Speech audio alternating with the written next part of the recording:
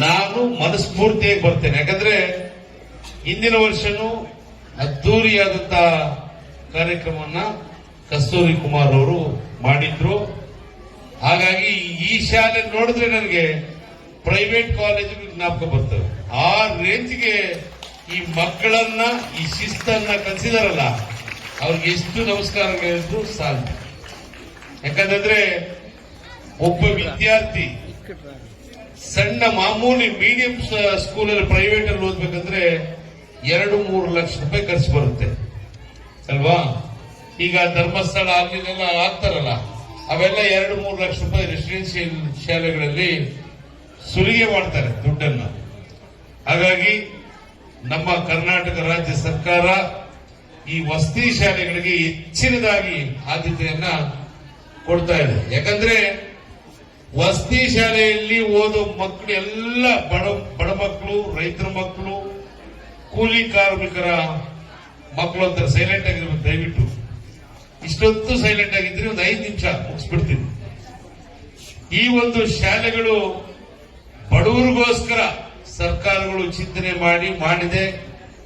ಈ ಒಂದು ಶಾಲೆ ಈ ಮಟ್ಟಕ್ಕೆ ಬೆಳಿಬೇಕಂದ್ರೆ ಅದಕ್ಕೆ ಮೂಲ ಕಾರಣಕರ್ತರು ಕಸ್ತೂರಿ ಕುಮಾರ್ ಅವರು.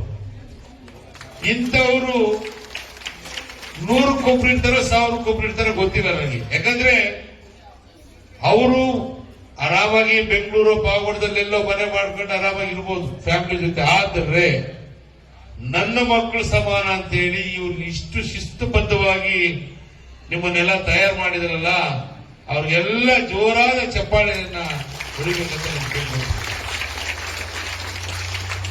ವಿದ್ಯೆ ಅನ್ನೋದು ನಾವೆಲ್ಲ ಓದ್ಬೇಕಂದಾಗ ಉಪ್ಪಿಟ್ಟು ಕೊಡ್ತಿದ್ರು ಅಲ್ವಾ.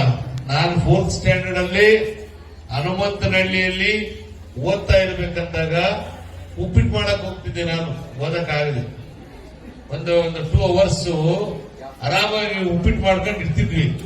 ಅಂತ ದಿನಗಳನ್ನ ನೋಡಿ, ಅಂತ ಕಷ್ಟದ ದಿನಗಳನ್ನ ನೋಡಿ ನಾನು ಈ ಮಟ್ಟಕ್ಕೆ ಬಂದಿದ್ದೇನೆ. ಇವತ್ತು ನಮ್ಮಪ್ಪ ಮಾಮೂಲಿ ರೈತ, ನಮ್ಮ ತಾತ ರೈತ. ಅಂತ ರೈತನ ಮಗನಾಗಿ ನಾನು ಎಲ್ಲ ಕಷ್ಟ ಸುಖ ಎಲ್ಲ ನೋಡಿ ಇವತ್ತಿನ ದಿವಸ ನಮ್ಮ ಪಾವಗಡದ ಮಕ್ಕಳು ಡಿಗ್ರಿ ಕಾಲೇಜುಗಳಿಗೆ, ವುಮೆನ್ಸ್ ಕಾಲೇಜ್ಗೆ ಹೋಗಿದ್ದೀನಿ, ರಂಗಶೆಟ್ಟಿ ಜೆಂಟ್ಸ್ ಕೋಇನ್ಸ್ಟಿಟ್ಯೂಷನ್ ಆ ಕಾಲೇಜ್ಗೆ ಹೋಗಿದ್ದೀನಿ. ನೋಡ್ತಾ ಇದ್ರೆ ಎಷ್ಟು ಖುಷಿ ಆಗುತ್ತಂದ್ರೆ ಕಾಲೇಜ್ ಡೇಗಳಲ್ಲಿ ಬೆಂಗಳೂರು, ತುಮಕೂರು ಹೆಣ್ಣು ಮಕ್ಕಳಿಗಿಂತ ನಮ್ಮ ಪಾವಗಡದಲ್ಲಿ ಏನೂ ಕಮ್ಮಿ ಇಲ್ಲ ಅಂತ ಹೆಮ್ಮೆ ಆಗುತ್ತೆ ನನಗೆ. ಮೊನ್ನೆ ಸರ್ಕಾರಿ ಜೂನಿಯರ್ ಕಾಲೇಜ್ ಹೋಗಿದ್ದೆ, ಅಲ್ಲೂ ಸಹ ಅಷ್ಟೇ ನಮ್ಮ ಹಳ್ಳಿ ಮಕ್ಕಳು ಎಷ್ಟು ಬ್ಯೂಟಿಫುಲ್ ಆಗಿದ್ದಾರೆ ನೋಡಿ. ಈಗ ಕಾಲ ಬದಲಾಗ್ತಿರೋದು ಎಲ್ರಿಗೂ ಸಾಮಾನ್ಯವಾಗಿ ಗೊತ್ತೇ ಇದೆ. 30 ವರ್ಷ 35 ವರ್ಷದ ಕೆಳಗಡೆ ನಾವು ಕರೆಂಟ್ ನೋಡ್ತಿರ್ಲಿಲ್ಲ. ಕರೆಂಟ್ ಬಲ್ಬು ಏನು ನಿಮ್ಮಾಗಿರೋದು, ಒಂದು ವರ್ಡ್ ಓದ್ಬೇಕಂದ್ರೆ ಆಗ್ತಾ ಇರಲಿಲ್ಲ. ಕರೆಂಟ್ ಡೇ ಟೈಮ್ ಇರ್ತಾನೆ ಇರಲಿಲ್ಲ. ರಾತ್ರಿ 8 ಗಂಟೆಗೆ ಬಂದ್ರೆ 1 ಅವರ್ ಇರೋದು, ಕರೆಂಟ್ ತೆಗಿಯೋರು. ಅಂದ್ರೆ ಅಷ್ಟು ಕಷ್ಟದ ದಿನಗಳದು. ಒಳ್ಳೆ ಊಟ ಮಾಡಕ್ ಆಗ್ತಿರ್ಲಿಲ್ಲ. ಜಮೀನಿತ್ತು ಆದ್ರೆ ಒಳ್ಳೆ ಊಟ ಮಾಡಕ್ ಆಗ್ತಿರ್ಲಿಲ್ಲ. ಈಗ ನಿಜವಾದ ಸುಖವಾದ ಜೀವನ ಮಾಡ್ತಿರೋದಂದ್ರೆ ನೀವೇ. ಸರ್ಕಾರ ಎಲ್ಲಾ ಸೌಲಭ್ಯಗಳನ್ನ ಕೊಡ್ತಾ ಇದೆ. ಕೆಲವರು ಪ್ರಿನ್ಸಿಪಾಲ್ಗಳು ಮೃದುವರ್ಜಿಯಿಂದ ನೋಡ್ಕೊಳ್ಳಲ್ಲ. ಇದಾರೆ 3-4 ಜನ ಇದ್ದಾರೆ, ನೋಡ್ತಾರೆ. ಕಸ್ತೂರಿ ಕುಮಾರ್ ಅವರ ರೇಂಜಿಗೆ ಬರಬೇಕು ಅಂತ ಅವರಲ್ಲಿ ಮನವಿ ಮಾಡ್ತೇನೆ. ತಾಲೂಕಿನ ವಿದ್ಯಾರ್ಥಿಗಳು ಶೈಕ್ಷಣಿಕವಾಗಿ ಹಿಂದೆ ಉಳಿದಿದ್ದಾರೆ ಅಂತ ಹೇಳಿ ಬಹಳ ವರ್ಷಗಳ ಹಿಂದೆ ಕೇಳಿ ಬರ್ತಾ ಇತ್ತು. ಆದರೆ ಈಗಲ್ಲ. ಈಗಿನ ಕಾಲಘಟ್ಟದಲ್ಲಿ ನಮ್ಮ ಮಾನ್ಯ ಶಾಸಕರ ಸಹಕಾರ ಮತ್ತು ಅವರ ತಂದೆಯರಾಗಿರ್ತಕ್ಕಂಥ ಅವರು ಸಹ ಶಾಸಕರಿದ್ದಾಗ ಎಲ್ಲರ ಪರಿಶ್ರಮದಿಂದ, ಇಲಾಖೆಯ ಪರಿಶ್ರಮದಿಂದ ಈಗಿನ ಕಾಲಘಟ್ಟದಲ್ಲಿ ಶೈಕ್ಷಣಿಕ ಪ್ರಗತಿಯಲ್ಲಿ ಹಿನ್ನಡೆ ಅಂತಕ್ಕಂಥ ಮಾತೇ ಇಲ್ಲ. ಖಂಡಿತವಾಗ್ಲೂ ಅವರೆಲ್ಲ ಸಹಕಾರ ಪರಿಶ್ರಮದಿಂದ ಒಳ್ಳೆಯ ಶೈಕ್ಷಣಿಕ ಜ್ಞಾನಾರ್ಜನೆಯನ್ನು ಮೂಡಿಸಲಿಕ್ಕೆ ಸಹಕಾರವನ್ನು ಸದಾ ಕೊಡ್ತಾ ಇದ್ದಾರೆ.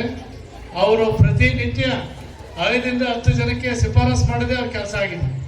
5ರಿಂದ 10 ಜನ ಈ ಶಾಲೆ ಕೊಡಿ, ಆ ಶಾಲೆ ಕೊಡಿ, ಆ ಶಾಲೆ ಕೊಡಿ, ಈ ಶಾಲೆ ಕೊಡಿ, ಈ ಕಾಲೇಜಿಗೆ ಕೊಡಿ. ಖಂಡಿತ ವಾರದಲ್ಲಿ 3 ದಿವಸ 4 ದಿವಸ ಫೋನ್ ಮಾಡದೇ ಇರೋ ದಿನನೇ ಇಲ್ಲ, ಪತ್ರ ನೋಡದೇ ಇರೋ ದಿನನೇ ಇಲ್ಲ. ಅಷ್ಟು ಶಿಫಾರಸು ಪತ್ರಗಳನ್ನು ಯಾರಾದ್ರೂ ಜಿಲ್ಲೆಯಲ್ಲಿ ಅತಿ ಹೆಚ್ಚು ಶಿಫಾರಸು ಪತ್ರಗಳನ್ನ ಶೈಕ್ಷಣಿಕ ಹಿತದೃಷ್ಟಿಯಿಂದ ಪೋಷಕರ ಒತ್ತಾಯದ ಮೇರೆಗೆ ಕೊಟ್ಟಿದ್ರೆ ಅದು ಇಡೀ ಜಿಲ್ಲೆಯಲ್ಲಿ ವೆಂಕಟೇಶಣ್ಣ ಅಂತ ಮಾತ್ರ ಹೇಳೋದಕ್ಕೆ ನಾನು ಇಚ್ಛೆ ಪಡ್ತೇನೆ. ಅಷ್ಟು ಬಡವರ ಬಗ್ಗೆ ಕಾಳಜಿಯನ್ನು ಇಟ್ಕೊಂಡು, ಆ ವಿದ್ಯಾರ್ಥಿಗಳ ಬಗ್ಗೆ ಕಾಳಜಿಯನ್ನು ಇಟ್ಕೊಂಡು ಶಿಕ್ಷಣಕ್ಕೋಸ್ಕರ ಹೆಚ್ಚು ಒತ್ತನ್ನು ಕೊಡ್ತಕ್ಕಂಥ ಬಹಳ ಬಡವರ ಪರವಾಗಿ ಕೆಲಸವನ್ನು ಮಿಡಿಯತಕ್ಕಂಥ ಹೃದಯ ಇದ್ರೆ ಅದು ನಮ್ಮ ವೆಂಕಟೇಶ್ ಸಾರಲ್ಲಿ ಇದೆ ಅಂತ ಹೇಳಿ ನಾನು ಬಹಳ ಹತ್ತಿರದಿಂದ ನೋಡಿದ್ದೇನೆ, ಗಮನಿಸಿದ್ದೇನೆ, ಅರ್ಥ ಮಾಡ್ಕೊಂಡಿದ್ದೇನೆ. ಹಾಗಾಗಿ ಅವರು ಇಂಥ ಹೃದಯ ವೈಶಾಲ್ಯತೆ ಇರ್ತಕ್ಕಂಥ ಮಾನ್ಯ ಜನಪ್ರಿಯ ಶಾಸಕರು ವೆಂಕಟೇಶಣ್ಣ ಅವರು, ಅವರಲ್ಲಿ ನಾವು ಈಗಾಗಲೇ ಸಾಕಷ್ಟು ಮನವಿಯನ್ನು ಮಾಡಿಕೊಂಡಿದ್ದೇವೆ. ಅವರು ಹೆಚ್ಚು ಪ್ರಯತ್ನವನ್ನು ಸರ್ಕಾರದ ಮಟ್ಟದಲ್ಲಿ ಹಾಕಿದ್ದಾರೆ. ಅವರ ಎಲ್ಲ ಆಶೀರ್ವಾದವೇ ಈ ಶಾಲೆ ಇವತ್ತು ಇಷ್ಟು ಚೆನ್ನಾಗಿ ಮೂಡಿ ಬರೋದಕ್ಕೆ, ಇಷ್ಟು ಚೆನ್ನಾಗಿ ನಾವು ನಿಯೋಜನೆ ಮಾಡೋದಕ್ಕೆ, ನಿರ್ವಹಣೆ ಮಾಡೋದಕ್ಕೆ ಸಾಧ್ಯ ಆಗಿದೆ ಅಂತ ಅವರ ಗಮನಕ್ಕೆ ಮತ್ತು ತಮ್ಮೆಲ್ಲ ಪೋಷಕರ ಗಮನಕ್ಕೆ ತರಬಯಸ್ತಾ, ಮತ್ತೊಮ್ಮೆ ಈ ಶಾಲೆಯನ್ನು ಮತ್ತಷ್ಟು ಎತ್ತರಕ್ಕೆ ಕೊಂಡೊಯ್ಯಲಿದ್ದಕ್ಕೆ ಒಂದು ಸಣ್ಣ ಪುಟ್ಟ ಇರ್ತಕ್ಕಂಥ ಕೊಠಡಿಗಳ ಕೊರತೆ ಇದೆ. ಅದು ನಮ್ಮ ಜಿಲ್ಲಾ ಪಂಚಾಯತಿ ಸಿಒ ಮುಖಾಂತರ ನರೇಗಾ ಯೋಜನೆ ಅಡಿಯಲ್ಲಿ ಇವತ್ತು ಸಾವಿರಾರು ಕೊಠಡಿಗಳನ್ನು ಕೊಟ್ಟಿದ್ದಾರೆ, ನಮ್ಮ ಕಣ್ಮುಂದೆ ನಿದರ್ಶನ ಇದೆ. ಹಾಗಾಗಿ ಆ ಹಂತದಲ್ಲಿ ಸಾಹೇಬರು ಶ್ರಮವನ್ನು ಹಾಕ್ತೇವೆ ಮತ್ತು ಸಿಎಂ ಹತ್ರ